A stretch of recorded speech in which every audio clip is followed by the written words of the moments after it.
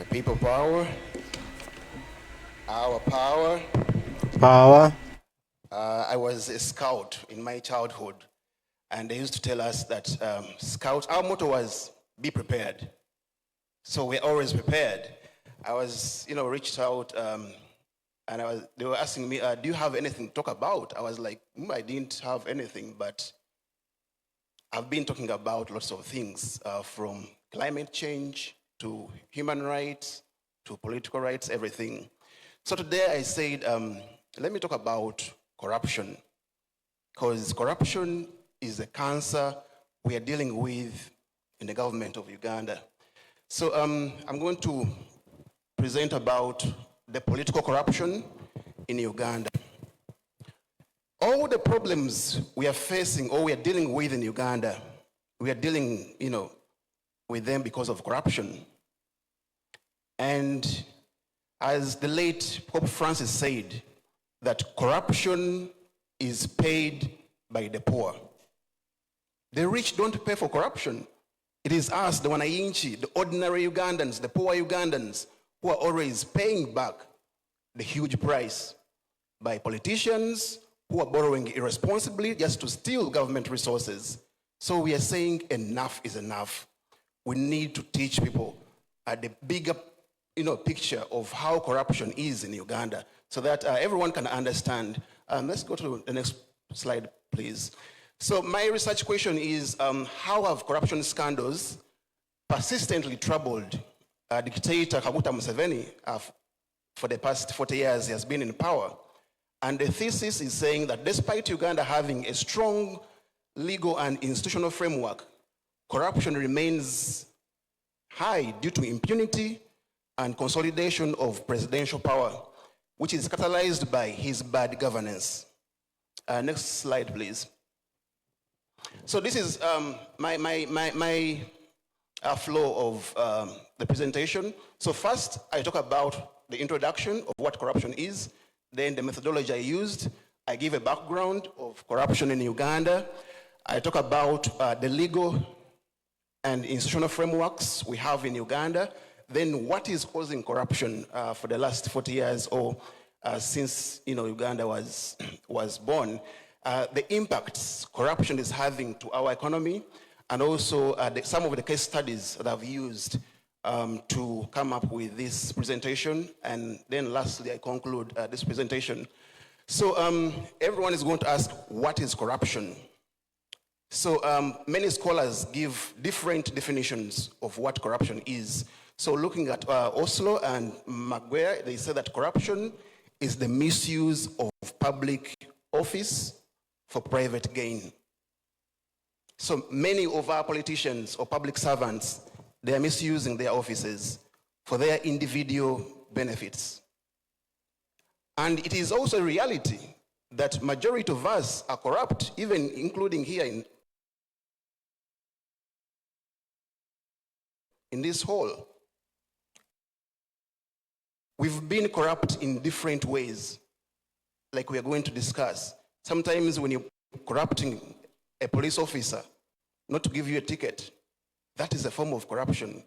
You don't have to be in political office. So there are lots of forms of corruption. Sometimes you're engaging in corruption when you don't know. Sometimes you're asking for kickbacks, and you're not aware that you're also a victim of this cancer we are dealing with. So these are the forms of corruption. One, there is embezzlement. You've seen how different politicians in our country have embezzled lots of funds. And then two, there is vote buying and rigging. So some people don't know that vote rigging is a different form of corruption. So if you pay someone maybe 50 Ugandan shillings, or if you give them a packet of salt, a bar of soap, you're corrupting the voters.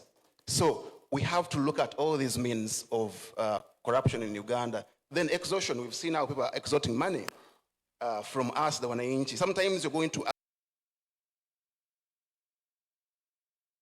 ask to renew your driver's license, or to get a passport, and people are extorting money from you. Sometimes you want to get a business license to ensure that you invest in our business environment, take back money home.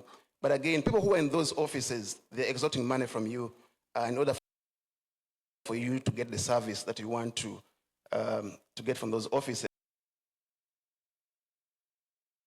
Then there is patronage. You've seen how dictator Museveni, for the last 40 years, he has mastered the art of patronage.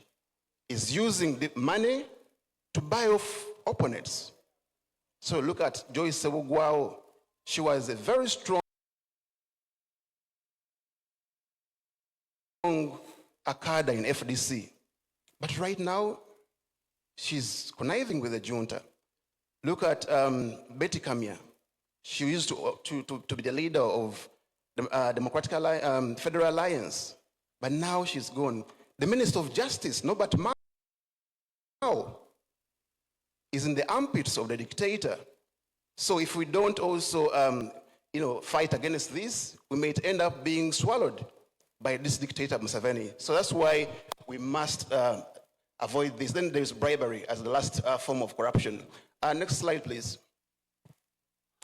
So this is the background of corruption in Uganda. I start by giving the Corruption Perception Index by Transparency International. So Transparency International is going to help us with the rankings to know how corrupt is Uganda in the rest of the world.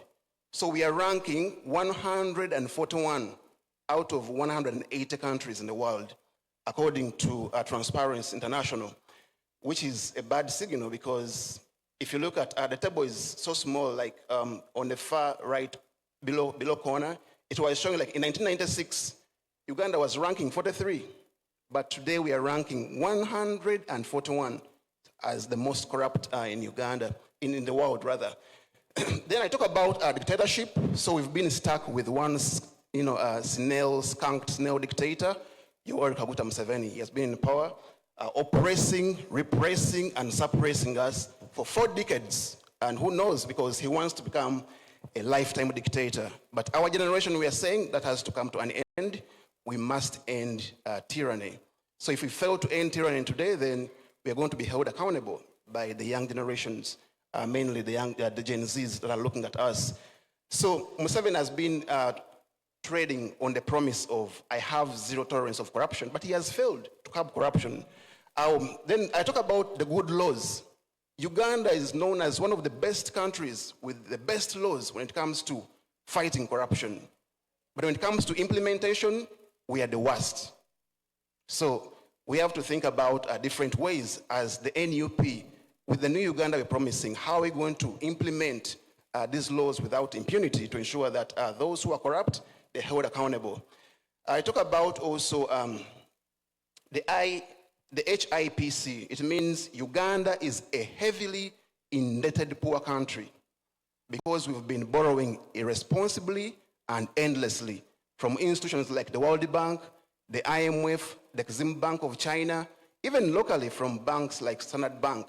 So this endless borrowing has put us where we are because every year as a country, Uganda, we are losing 10 trillion Ugandan shillings. This is a disaster for a heavily indebted poor country. So our public debt right now as we speak, it is 111 trillion Ugandan shillings. So we are having a debt economy because our leaders are borrowing irresponsibly. So we are saying Despot Museveni and his junta, they have to cut their appetite of borrowing from these institutions. So we have to push back to the World Bank, to Exim Bank, to the African Development Bank, and local banks to tell them to stop irresponsibly giving money to this dictator because he's stealing it. Because data shows 10 trillion is lost every year. Yet that would be put in key sectors like the one of health, education, or agriculture to ensure that we don't suffer as we're suffering today. So it is so sad that 44% of our revenue we are collecting from the Uganda Revenue Authority, it goes to corruption. So nearly half of what URA collects, it gets wasted to corruption. because of the bad governance we have in our country, Uganda. So this must stop. And as NUP, we are saying, we are tired of business as usual. We want to fix the mess. That's what Museveni has created for the last 40 years. Next slide, please. So this is the legal framework of fighting corruption. So the regime has put lots of acts to ensure that we fight corruption. So we have the Constitution of Uganda, the one of 1995. We have the Inspectorate of Government Act. It was enacted in 2002. We have the National Audit Act of 2008. We have the Whistleblowers Protection Act of 2010. We have the Leadership Code Act of 2002, the Public Procurement and Disposal of Public Assets Act of 2003. We have the Anti-Corruption Act of 2009 and the Public Finance Management Act of 2015. So you see, legally, our framework is strong. But when it comes to implementation or enforcement, we've failed totally because of bad governance. And this must stop. It is our generation. It is me. It is you. It is us to fix this mess and build a better country for each and every person. Next slide, please.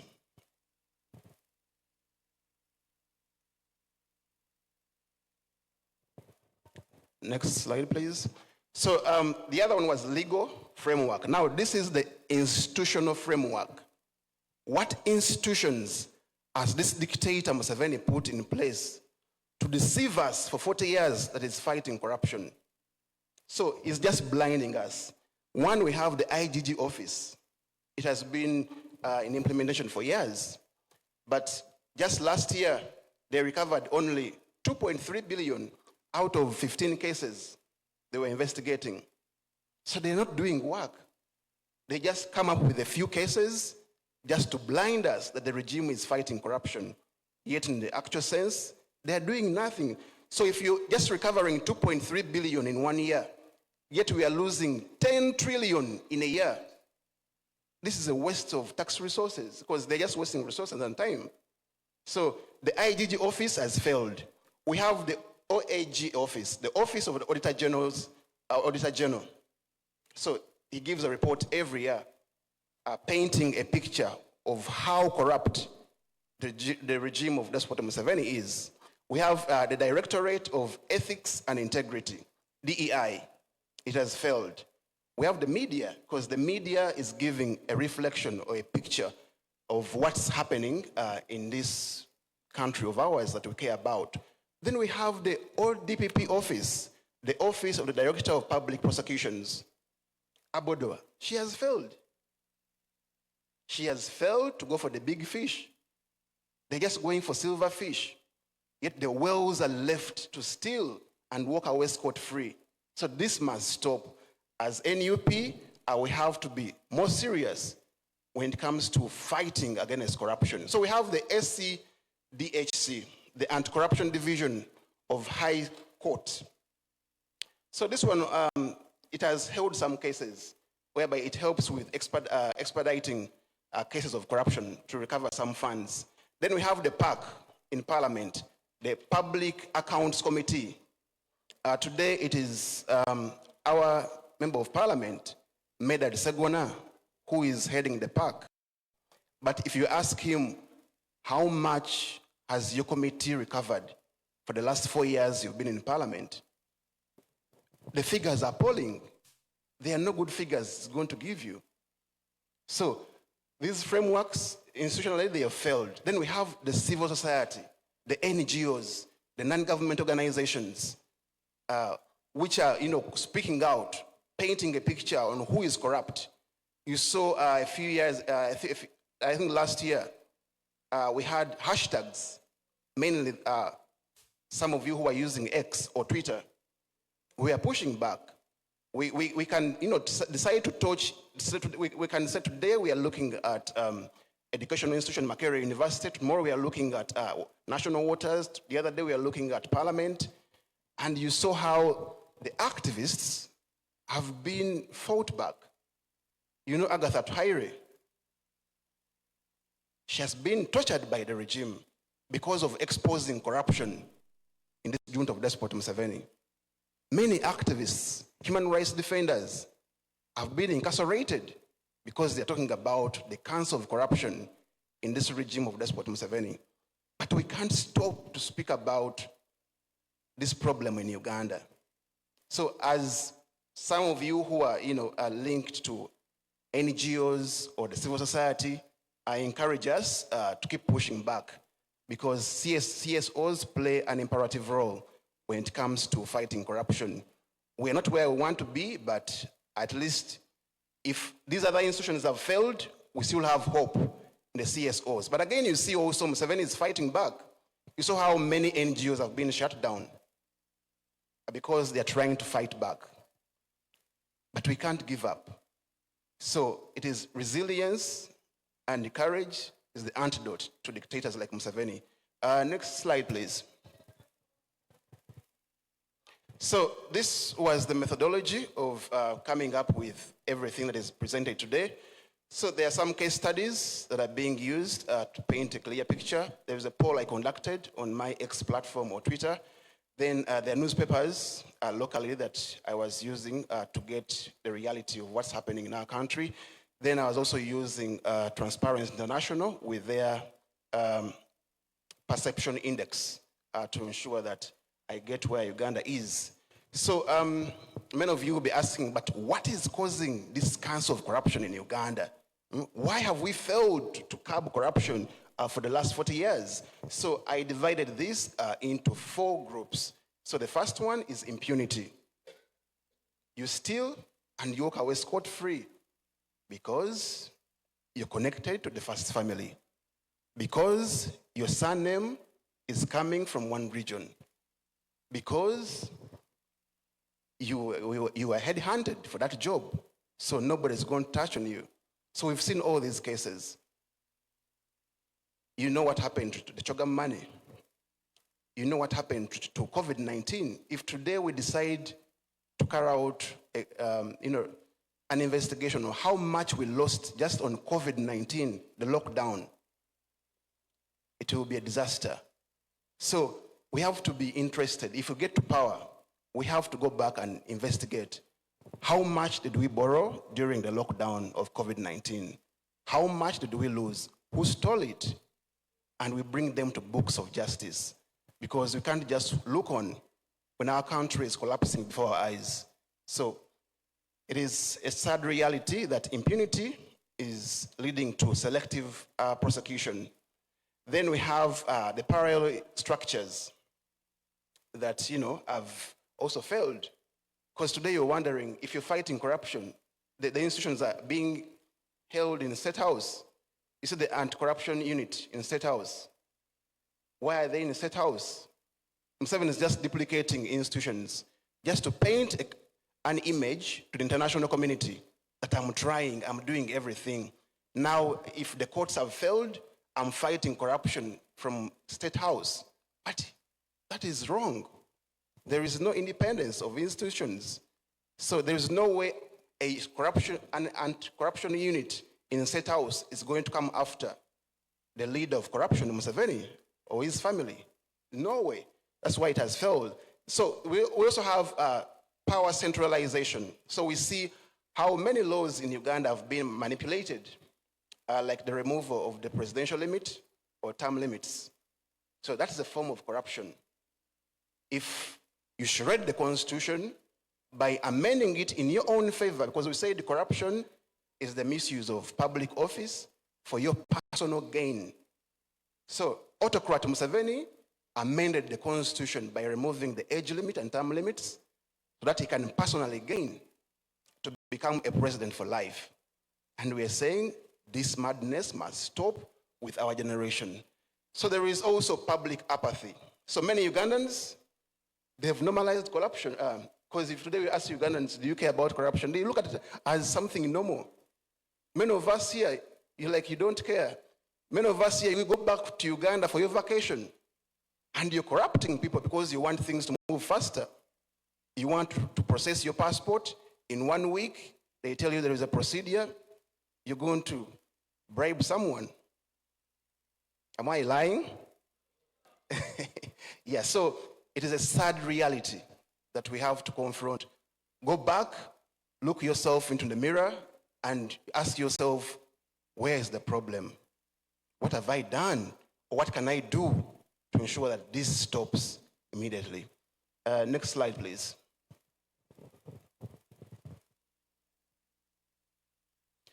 So, corruption, whenever we steal or whenever we misuse government resources, it comes with implications. And these are some of the effects of corruption in Uganda. So on the left, you see some of the corruption scandals or the money we've lost because of misusing government resources. So we have the economic cost. As I've shared, we are losing 10 trillion Ugandan shillings every year because of corruption. That is the economic cost we are paying. So this is a debt burden. It may not be you paying back that debt, but your grandchildren or your children are the ones going to carry this burden. And whenever we are wasting money to debt servicing, other key sectors are being affected, like education and health. Because they're telling us 20 mothers are dying every year while giving birth, which is wrong. Many children under the age of 5 are dying because our health sector is underfunded.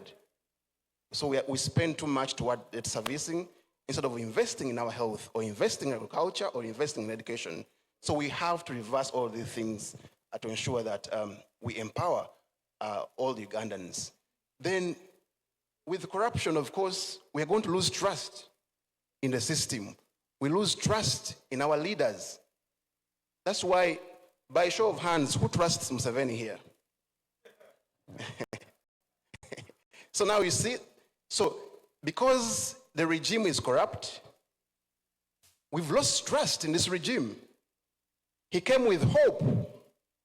If you go back and read the New York Times headlines in 1986, they were praising this dictator Museveni as a reformer. But today, they can't give him the same headlines because he has a history of deception. He has failed, and we've lost trust in him. So as leaders, our brother wants to go to Parliament in Bio. Make sure that we don't lose trust in you. We want to always trust you. We want to trust our leader, Kyagulanyi Robert Ssentamu, as the president of Uganda once he gets to power and fixes this mess. So also, whenever you steal, it means you're denying others access to services, which is a big problem. Today, if you look at just education, we have an education crisis. Millions of our children are out of school because of extreme poverty. Many young children today are walking to school barefooted. Many are sitting in classrooms on empty stomachs. Many go to classes when there are no teachers. Many go to classes when there are no class materials. Many are walking kilometers, 10 kilometers, just to access education. Many are missing out of school because they can't afford buying a sanitary pad. And this is wrong. It is creating an education loss to the young generation. So whenever you steal, you're denying the public or others services. So it is sad that this mismanagement of healthcare and education funds has led us where we are today. And then lastly, I talk about the international relations. Today you see that also our friends, international development partners, or the donors, they are running away. They've cut aid because they can't keep feeding Uganda or giving Uganda funds. Wow, the junta is stealing it and there are no actions taken. Let's begin with the USA. You know what happened with USAID? They cut the funding they were giving to Uganda. But do you know how many Ugandans were benefiting from just USAID in terms of accessing drugs or medicine of HIV? Many people are impacted. And people can't access these things anymore. So people were getting money from USAID in terms of treatment for tuberculosis, malaria, polio. So today we are struggling. You go to the UK, they have a right-wing politician. He has cut aid. Go to Germany, same problem. They have a right-wing politician. He has said his government is going to cut aid. So they are thinking about their countries. Now you see how the foreign policy has changed. It is America first, Germany first, UK first. As Uganda, what is our policy? If you ask any Ugandan, what's the foreign policy of Uganda? It is vague. We don't know it.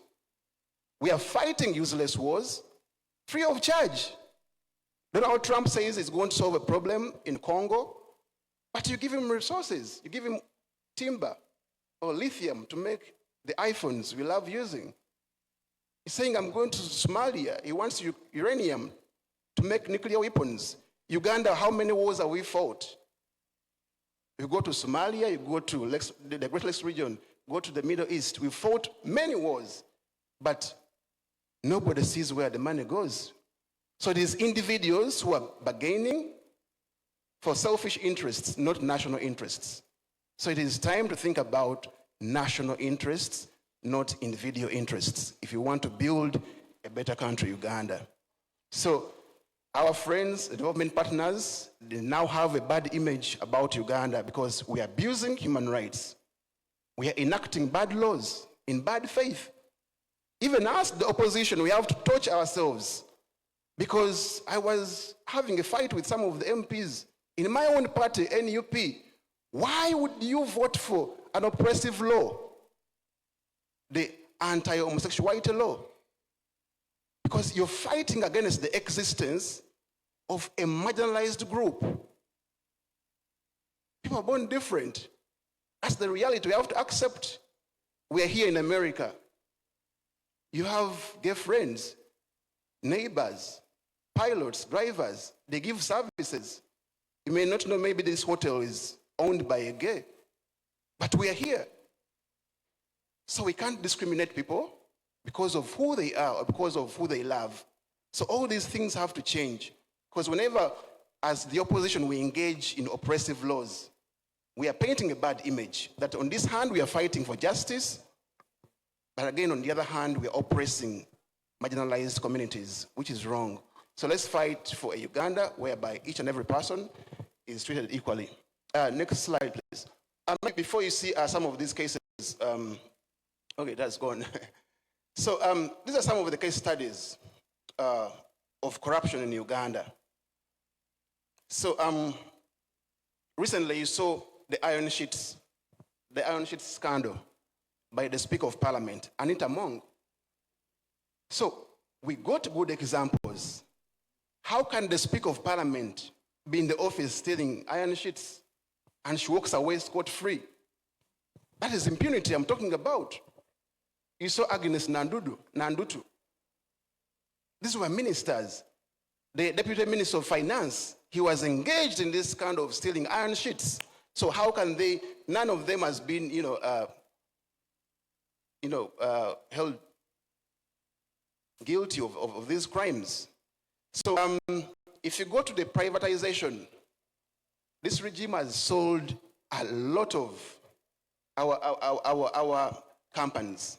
So we had the UCB as our bank, but Museveni sold it, the Uganda Commercial Bank. So we had this company, the NHAS, which was covering cargo at the airport. He sold it to Sam Kutesa. Sam Kutesa is one of the most corrupt Ugandans in the history of our country. And you saw how when he became the president of the UN General Assembly, he was getting bribes from Patrick Ho, and even gave a bribe of $500,000 to Despot Museveni. Museveni, when he was asked about that bribe, he said it was a donation. But we know the reality. The New York court circuit, they charged Patrick Ho. I think he's still serving his 5 years because of that corruption bribe he got. So then I talk about another case study of corruption in the oil sector. You had the former Minister of Finance, Saida Bumba. She was on record of saying that she signed all agreements without reading them. So it was costing us money, but she was doing it deliberately because I know they read these things. So government lost 568 billion in terms of tax waiver. The agreements of ECOP today, the East African Crude Oil Pipeline, they are held in secrecy. We've been demanding, where are these oil agreements? Ask the leader of opposition, Joel Sanyon is here. Ask him, have you read the ECOP agreement? He will tell you no. But these are 5 years now, 6 years. We are demanding year after year, where are these ECOP agreements? They are holding them in secrecy. Yet Uganda joined the EITI, the Extractive Industry Transparency Initiative, in 2020 August, to ensure that we are transparent about our resources of oil. But this regime is shameless, and they are doing everything deliberately. This pipeline, ECOP, has displaced over 100,000 communities in Uganda and Tanzania. Many people have been underpaid. Some are not yet being paid. People are demanding for compensations. Human rights activists are being arrested. Journalists who are reporting about it, they're being arrested. So the pipeline has become an abomination of human rights and ecocide. So we are saying we'd rather stop this pipeline, because this is a climate carbon bomb in our backyards. It's going to emit 34 million tons of climate pollution every year at peak production. That is 379 million metric tons of its entire lifetime of climate pollution. Today, the entire world is talking about making a green transition, investing in renewables. As a young country, we are investing in a carbon bomb called the East African Crude Oil Pipeline, which we don't know the agreements are being, hidden from us. So there are lots of things that are going on in our country. Next, please. But we have to look at a broader picture. So in Uganda, corruption has just now started becoming a headline. It's like every day you wake up, you're going to find a headline about corruption in our country. This is sad. But don't give up on speaking up against these corruption scandals. We must fight back if we are to win this war against corruption. Look at this. This was Daily Monitor. Thieves hide behind Museveni. This is the IGG saying it, that the thieves are hiding behind the dictator Museveni. So once you steal, there's a shield they're giving you. They call it the corruption shield. And lots of headlines. Next, please. So this was a poll on my X platform at Hillary Taylor VI. So I was asking Ugandans, how well or badly would you say this current regime of Kaguta Museveni is fighting against corruption for the last 38 years in Uganda?